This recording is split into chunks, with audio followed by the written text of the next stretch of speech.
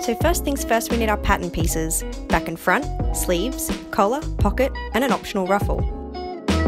I based the width on the back of a very loose t-shirt, or roughly 5 inches more than my half bust measurement, to get that floaty, almost bohemian look. The front piece is easy. The width is determined by the width of the shoulder seam, while the length is determined by the corresponding edge of the back piece. The back also has a curved hem. This needs to be added as an S-curve into the back pattern piece since I'm cutting it on a fold. Because of the drop shoulder line, the sleeve is just a rectangle. Here's a rough guide to the length of the shoulder seam and the length of the sleeve. Sleeve width depends on how much you're going for a cardigan style versus full-on crystal ball reader.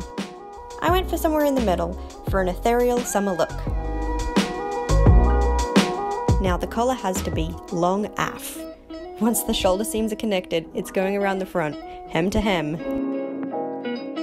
You'll of course need 2 conveniently phone or hand-sized rectangles for the pockets, as well as a half donut whose inner edge matches the width of the pocket. When this lies flat, it'll create a ruffle effect for the top of the pocket. So let's get into it. First, I'm getting some essential ironing out of the way. Whenever I think I can skip this step, it always goes horribly wrong, so I did it for once and it helped a lot. I'm doing about 1 centimeter or 1/3 inch on all edges of the pockets twice over towards the wrong side so the raw edge is hidden. Next, I'm ironing down the ruffle. This is much harder along the curves, so I'm doing twice on flat sides and once on the curves. And lastly for now is the collar. I'm folding each piece in half lengthways, wrong sides together. First, I'm hemming the bottom of the ruffles, and to do this I'm using a zigzag stitch. I found it does a really good job at securing that raw edge while reducing bulk. Then go ahead and hem the top of the pockets with a straight stitch. Then top stitch the ruffle on as close to the top edge as possible. After that, sew the sides and the bottom onto the 2 front pieces of the shawl, making sure you catch the folded ruffle edges with it.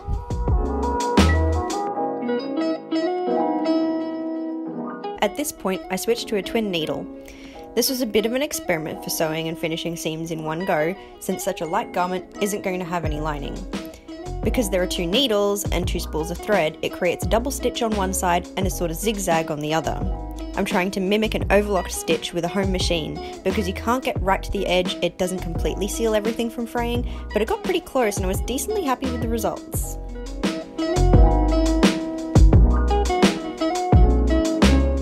Next, I'm pinning the shoulder seams of the 2 front pieces to the back and sewing those down with the twin needle.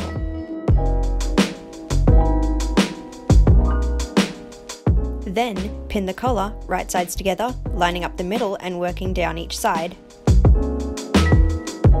Then you just want to sew that old collar down and keep sewing and sewing and sewing.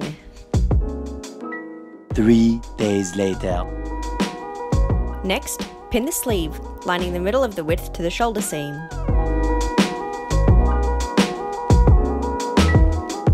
At this point, it's good to try it on for fit, whether that's on a dress form or on yourself, maybe even pinning down the sides to make sure you're happy with the length and the width of the sleeves and so on.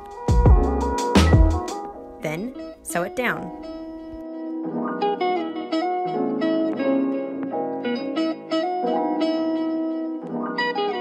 To finish the general structure, we have to sew the sleeve shut and continue past the underarm all the way down the sides.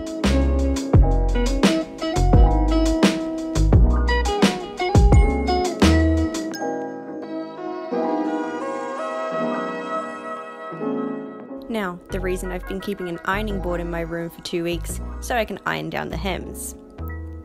Take out the front of the machine so you can slip the sleeve around your working space more easily. Now the nice double stitching is actually on the inside, since I wanted to make sure I was catching all of the hem, meaning the zigzag is on the front of the garment. You could definitely do this the other way around for a store-bought look, if you check along as you go. One last step, the curved hem. I've popped the shawl on the mannequin to make sure everything's sitting where I want it to and that I'm happy with the length, marking where I want any changes done.